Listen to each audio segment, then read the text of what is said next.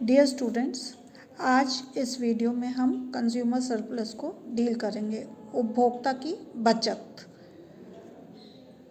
उपभोक्ता की बचत या कंज्यूमर सरप्लस जो है वो एल्फ्रेड मार्शल के साथ एसोसिएटेड है और सर्वप्रथम इसको फ्रेंच इंजीनियर इकोनॉमिस्ट ए.जे. ड्यूपट ने 1844 में इस कंसेप्ट को बताया था।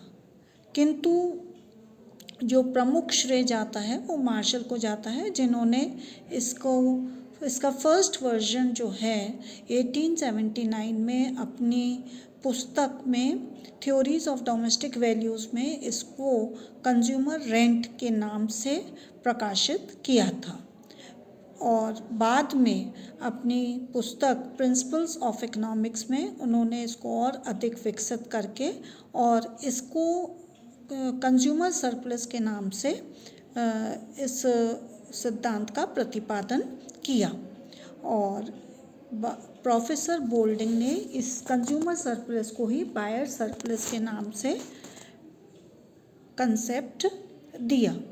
तो इस प्रकार से हम ऐतिहासिक पृष्ठभूमि को देखें तो हमें पता चलता है कि प्रमुख श्रेय जो जाता है कंज्यूमर सरप्लस को वो प्रोफेसर एल्फ्रेड मार्शल को जाता है। अब कंज्यूमर सरप्लस से हम क्या समझते हैं या इसका तात्पर्य क्या है, उपभोक्ता की बचत से क्या है। तो हम सिंपल शब्दों में इसको बताएं तो ये है एक प्रकार से कि एक उपभोक्ता किसी वस्तु को प्राप्त करने के लिए जो पैसे देने का इच्छुक है और जो वास्तव में देता है, उन दोनों का अंतर उपभोक्ता की बचत कहलाता है। इसको एक बहुत ही सिंपल एग्जाम्पल के थ्रू भी हम समझा सकते हैं। जैसे कोई उपभोक्ता या कोई व्यक्ति 1 किलो एप्पल को या क्रय करने हेतु 1 किलो एप्पल के खरीदने के लिए 200 रुपये देने को तत्पर है या 200 रुपये देने को तैयार है।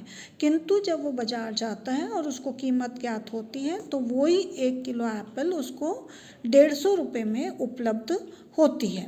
तो इसका मतलब हुआ कि वो देने के इच्छुक तो 1 किलो के लिए कितना था, 200 रुपये, और वास्तव में वो कितना देता है, 150 रुपये। तो दोनों का जो अंतर है 50 रुपये, वो उपभोक्ता की बचत कहलाती है। तो इस प्रकार से इसी बात को प्रोफेसर मार्शल ने परिभाषित किया है। The excess of price which the person would be willing to pay rather than go without the thing over that which he actually does pay is economic measure of surplus of satisfaction and is called as consumer surplus। इसी बात को professor martial ने अपनी परिभाषा में अभिव्यक्त किया है। अब उदाहरण के तौर पे हम इसको टेबल के थ्रू दर्शा सकते हैं कि किस प्रकार से जो क्वांटिटी ऑफ शुगर है 1, 2, 3, 4, 5, 6 और जैसे जैसे उसकी मात्रा बढ़ती है जो मार्जिनल यूटिलिटी है वो निरंतर घटती जा रही है। 10, 8, 6, 4, 3, 1 और इसके आधार पर हमने डिमांड कर या घटती हुई प्रतिस्थापन दर या जो मार्जिनल यूटिलिटी डिक्लाइनिंग है उसके आधार पर ये डिमांड कर बनाया गया है और इसमें यही अभिव्यक्त किया गया है कि जो क्वांटिटी है OM पे और उपभोक्ता जो देने को तैयार था वो OD था, किंतु वास्तव में वो देता है ON। तो जो कंज्यूमर सरप्लस है वो शेडेड एरिया के द्वारा दर्शाई गई है DNQ। इसमें कीमत में परिवर्तन होने पर कंज्यूमर सरप्लस या उपभोक्ता की बचत में क्या परिवर्तन होता है इसको दर्शाया गया है। देखिए, हम इनिशियल बिंदु लेते हैं ON प्राइस और OM क्वांटिटी और इस पर जो कंज्यूमर सरप्लस है वो है DNQ। अब सपोज कीमत बढ़ जाती है ON1 और उपभोक्ता की मात्रा जो है वो घटकर OM से OM1 हो जाती है। तो हम देखते हैं कि कंज्यूमर सरप्लस जो है अब DN1Q1 है, या पहले की अपेक्षाकृत DNQ से कम है। इसके विपरीत अगर कीमत कम हो जाती है ON2 और इस कीमत पर उपभोक्ता का क्रय बढ़ जाता है OM से OM2, और साथ ही साथ कंज्यूमर सरप्लस भी बढ़ जाती है DN2Q2, जो पहले की अपेक्षाकृत DNQ से अधिक है।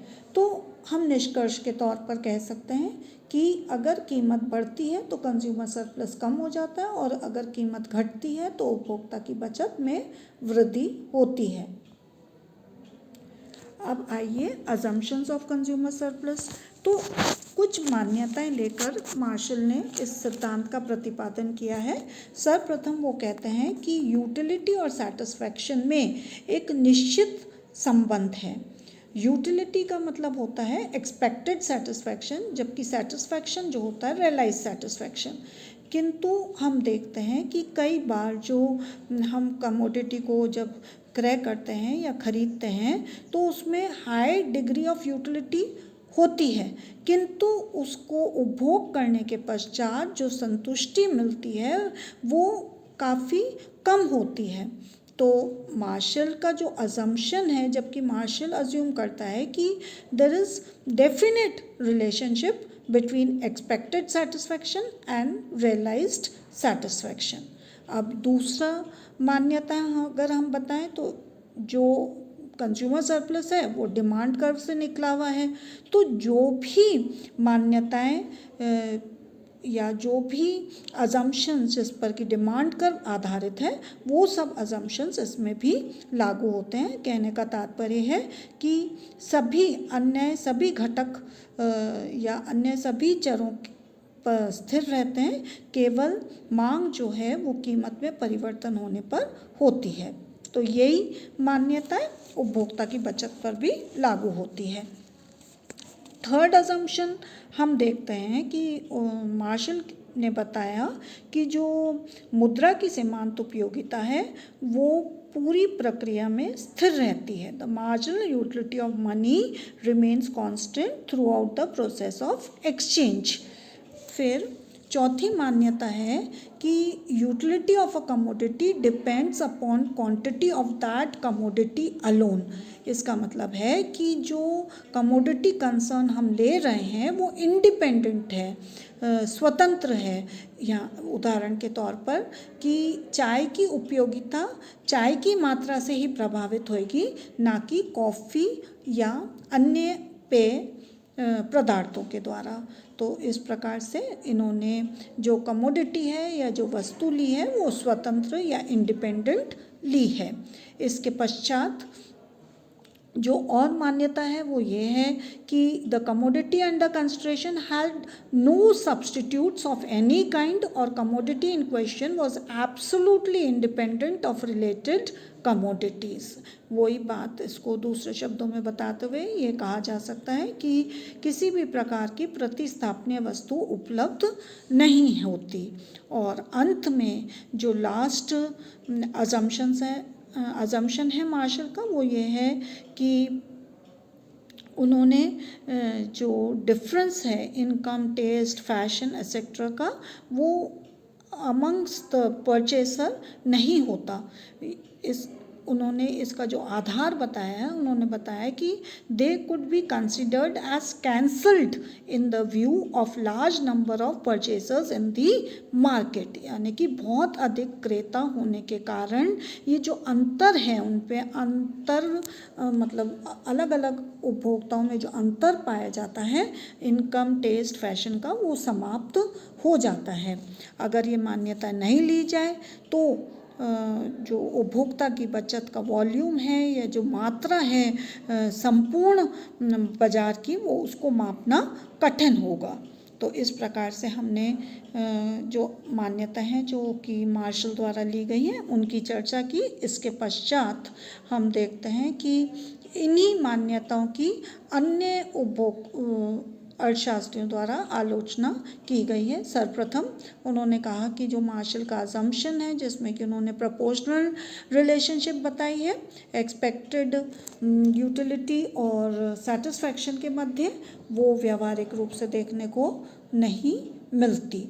फिर दूसरी मान्यता कि कीमत के अतिरिक्त सभी जो चर हैं वो स्थिर रहते हैं व्यावहारिक रूप से। आय, वेल्थ और अन्य टेस्ट, फैशन, ये सभी में परिवर्तन देखने को मिलता है। इसलिए जो आलोचनाएं मांग वक्र की जाती हैं वही आलोचनाएं इस पे भी लागू होती हैं। तीसरी बात यह है कि हम देखते हैं कि व्यावहारिक रूप से अर्थशास्त्रियों द्वारा बताया जाता है कि जो मुद्रा की सीमांत उपयोगिता है वो व्यावहारिक रूप से स्थिर नहीं पाई जाती। और चौथा अजम्पशन जो उन्होंने बताया था कि जो कमोडिटी है वो एब्सोल्युटली इंडिपेंडेंट है, तो प्रैक्टिकल लाइफ में या व्यावहारिक जगत में ये मान्यताएं भी खरी नहीं उतरती। और इसी प्रकार से कोई सब्स्टिट्यूट नहीं होता किस वस्तु का, तो this also seems very arbitrary, यानी कि बहुत ही मतलब गलत लगती है या अव्यावहारिक लगती है। तो इस प्रकार से जो मान्यताएं थी उन्हीं की आलोचनाएं अलग अलग अर्थशास्त्रियों द्वारा की जाती है।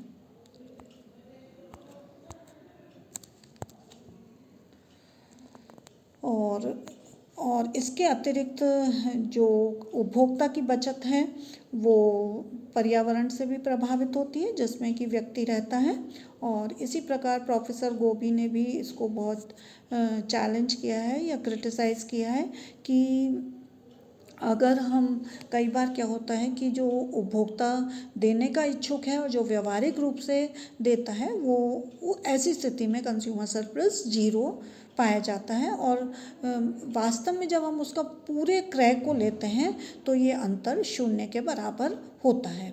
तो और इसके अतिरिक्त कई अर्थशास्त्रियों ने जो नेचर ऑफ डिमांड कर्व है जिसमें से कंज्यूमर सरप्लस को व्युत्पन्न किया जाता है या निकाला जाता है उसकी भी आलोचना की है। और अन्य अर्थशास्त्रियों का यहाँ तक कहना है कि जो लग्जरी गुड्स हैं और जो नेसेसिटीज़ गुड हैं उसमें उपभोक्ता की बचत देखने को नहीं मिलती। तो इस प्रकार से हम देखते हैं कि जो मार्शल का यूटिलिटी के आधार पे जो कंसेप्ट बेस्ड है कंज्यूमर सरप्लस का, वो आज आलोचनाओं से घिरा हुआ है।